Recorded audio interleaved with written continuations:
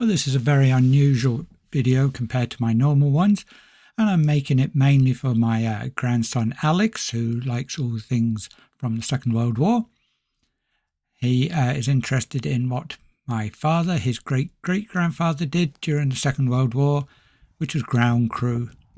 Now, this is a Tiger Moth, and this is Jeff, who is the owner and pilot of it, and he has been keeping this aircraft flying for the last 30 years, which is no mean feat.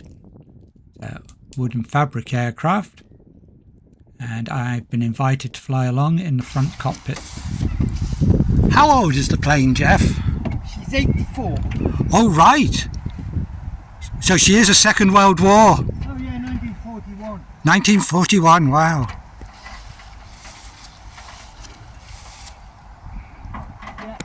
Jeff is just climbing up there to check the fuel level. There isn't a fuel gauge as such, so a visual inspection of the fuel tank at the top of the wing there is the best way to make sure we got sufficient fuel.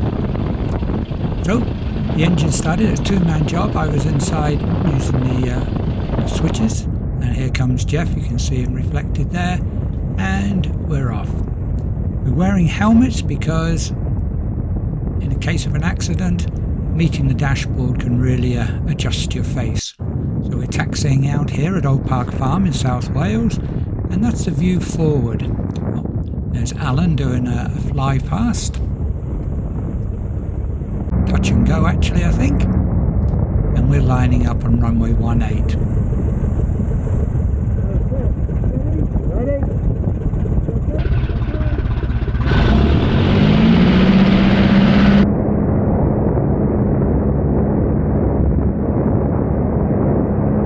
Start to roll, notice the tail comes up, and then we get a bit better view ahead down the runway. Still not very good, and at about 50 miles an hour we're flying.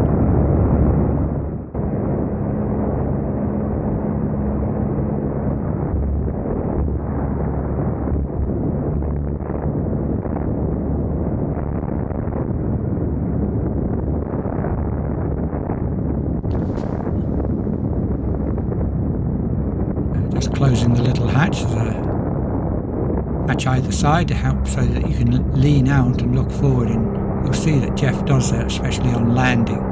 It's the only way really to see round the nose of the aircraft. Just getting myself sorted out. We have a look round. The world certainly looks wonderful looking between the wings of a Tiger Moth.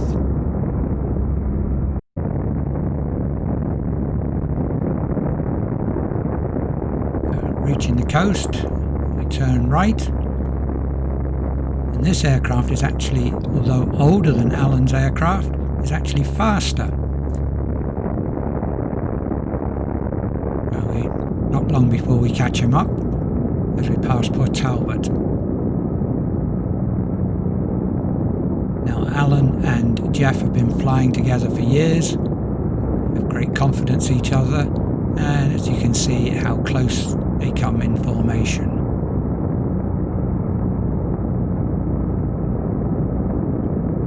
It's the Aeronca Champ there. Unfortunately just gone under the clouds, so it's not brilliant in the sunlight. So we're going to go for a flight around the Gower Peninsula, and after this we get some video from Alan in the Aeronca. Now you can see we've opened the doors there at the side so that we can take pictures of him with a bit of ease. That is an absolute classic shot. Tiger Moth flying in a beautiful sunlit sky.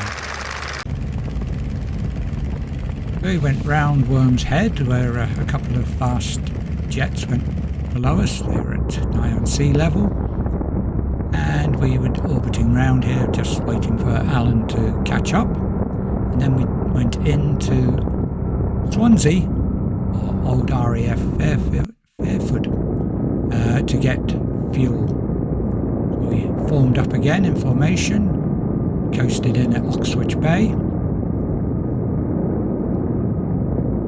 one of the things that's unusual about the Tiger Moth is it does not have any brakes. That is quite disconcerting. So I could hear Jeff doing his pre-landing checks, and it was like brakes not fitted, undercarriage down and fixed, mixture not fitted. So many things that are not there. Temperatures and pressures, there's one pressure gauge for the oil pressure, and that is it. So here we are, landing on runway 28 at Swansea. And you can see in a moment Jeff will be leaning out as the nose comes up as we flare, literally to see where we're going. So that's the only way forward that he can see. It's very unusual.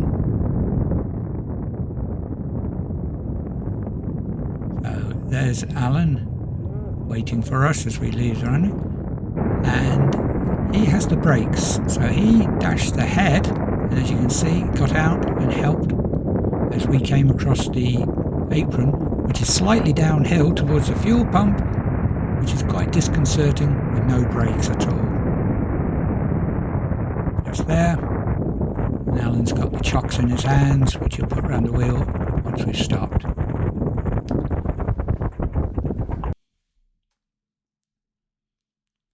So Jeff was stood on the cowling there to get fuel into the fuel tank up there, and very quick we were heading back to Old Park Farm. We had an opportunity for some more air-to-air.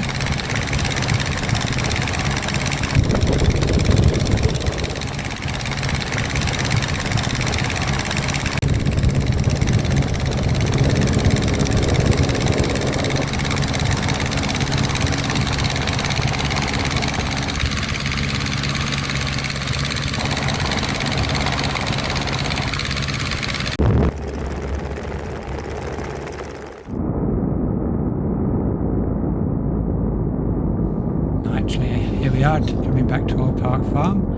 Alan's plane was actually built in 1941. It's 84 years old and was made at the Morris Works at Cowley, Oxford. First delivered to RAF Kemble. Then we come to land, runway 36.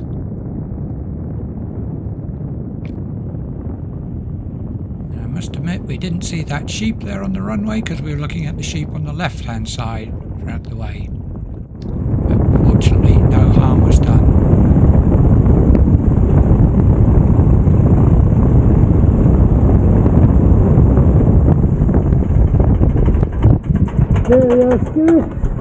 Okay, do you want these mags off as well at the front? Yeah, switches off. Thanks. Hang on, I'll give you a handout. It just remains for me to say thank you so much. Thank you to Jeff for flying me and taking me along, Alan getting the fantastic in-flight videos, and thank you for watching.